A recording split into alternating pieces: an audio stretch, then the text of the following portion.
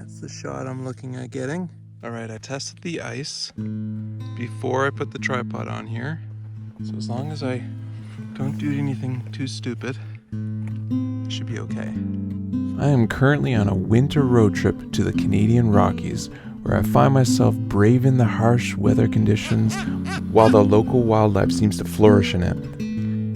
From large beasts to small critters, they all share a sense of curiosity towards newcomers like myself in their home. With each day in this frozen jungle, I have a new adventure to share, and I'm happy to say that I found some warmth along the way. Oh, she's a beauty.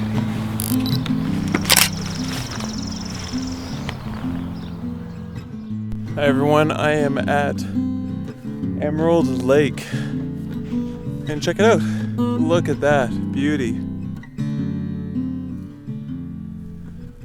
Stunning mountain. Sun's just setting. We got here just in the nick of time. There's that beautiful cabin right there and the bridge. I was actually at this location, I don't know, somewhere right around this same spot that I'm standing would be the edge of the lake. And I took photographs of this kind of tree island as well as the cabin that's there. And the stone on the floor bed of the lake was just unreal. It was stunning. So I used a polarizer, I used long exposure if there's any wind or any ripples. It was a cloudy day, so you didn't see any of this. I'll show you the photo here where it shows all the colors of the lake, hence why they call it Emerald Lake. And it was the first snowfall, so that was at the beginning of the season. This is at the end of the season, where there's people snowshoeing out here on the lake.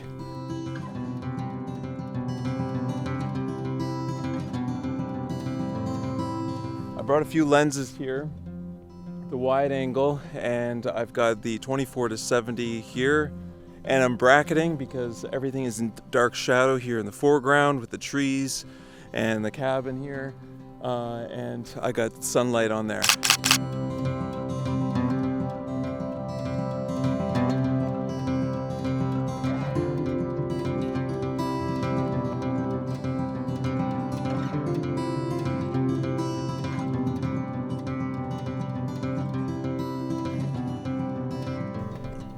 But the sun has set and we get all of this really nice cotton candy pink sky. I'll move over to the other side and get a cabin, hopefully reflecting in some water because there's water that's moving. Gotta be careful because the ice is super thin there. So I want to set something up and take a few photos before I leave. But what a stunning spot. Alright, it's later in the evening. You can see the cabin here, nicely lit. There's a reflection in the water here. The stream is always moving. I'm actually on ice right now. This layer of ice is quite thick, supporting my weight. And then there's a thinner sheet of ice here from, I think, really calm days where it's frozen, but it's quite thin. It will not support my weight, but it will support the tripod and the camera. I tested it, applied a little bit of pressure to make sure that if I was going to hit the shutter, that it's not going to break through the ice, and then I have a wet camera on my hands. It's not actually that deep, so if it fell in, I'd get really cold, but not die. I'm going to be taking a series of images, longer exposures, so I can have a little bit of a higher f-stop. Because with my 14-24 wide angle, I'm going to get foreground elements of snow, as well as, I don't know if you can see, it's really clear water. And I might want some of those stones and stuff in my foreground, just a little bit, not too much, because the emphasis is going to be on the cabin there and the beautiful mountain that's actually cleared in the background, which is really nice. And then stars. I'm going to have some stars in the background there. So it'll be multiple shots that I'm going to probably stitch together because, again, the foreground I might want in scene. So f8 is around what I'm shooting at, and I'm just taking, I think, about 3 photos Two I think would do it, where I'm focusing on the foreground, making sure that that's nice and tack sharp, and then another one with the cabin in the mountains nice and sharp.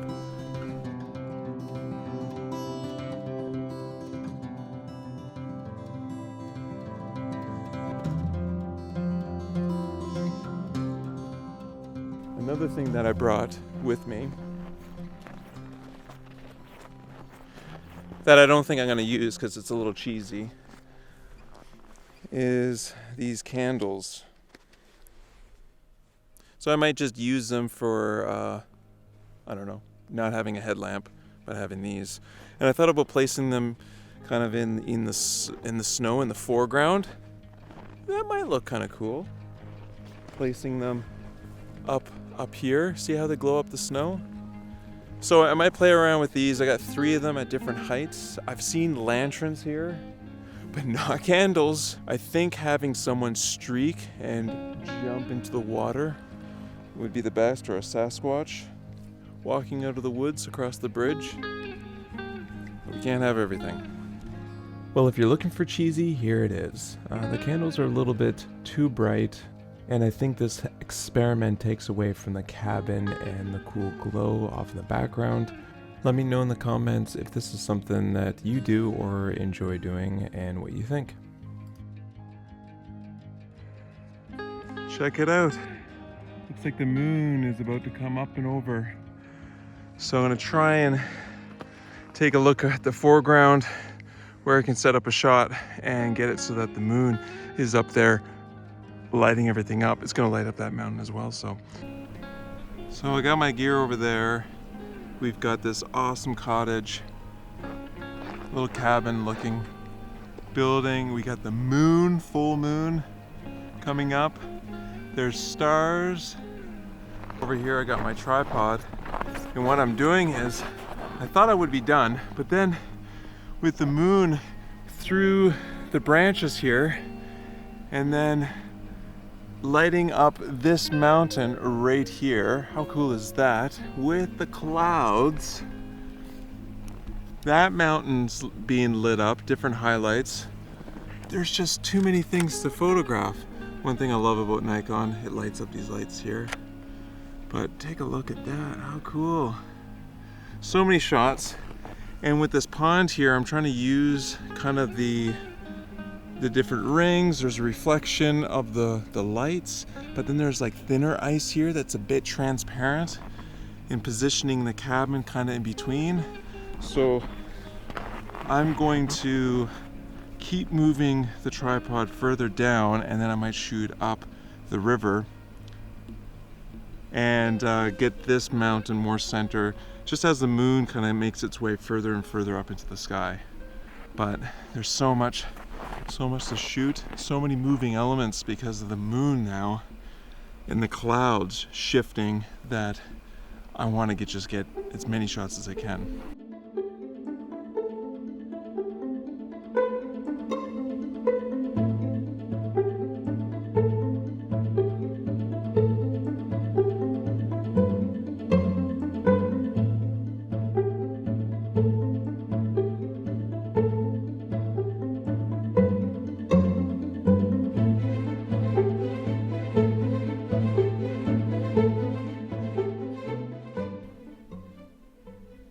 So I'm going to use my phone. There's the flashlight. The flashlight is just too bright. I sometimes use it for the river here, and it works really well to show up some of the rocks and that stick and a few other things. And down here you can see there's a lot of crystals when the light hits it at a certain angle. Let's see if we can get some crystal action going, because there is a lot of crystals there. See all those crystals?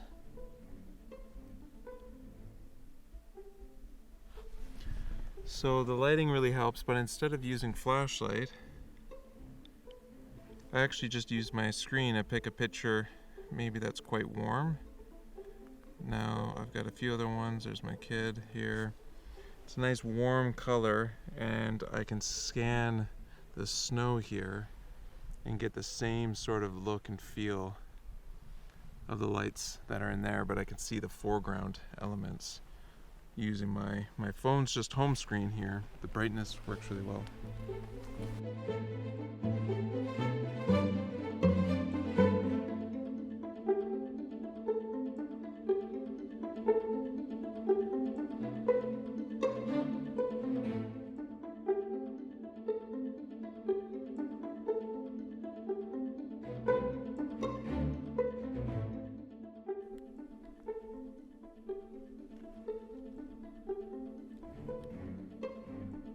Photographing directly at the moon has washed out some of the color, as well as given me particles and atmospheric haze.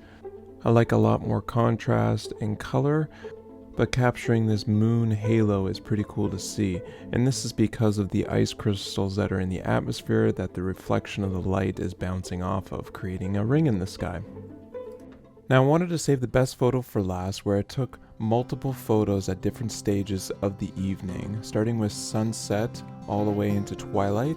I also focus stacked this and then put everything together in post-production. Let me know what you guys think. Give me a thumbs up if you like this content, and if you haven't subscribed, think about subscribing. Thank you for watching, and I hope to see you in the next episode.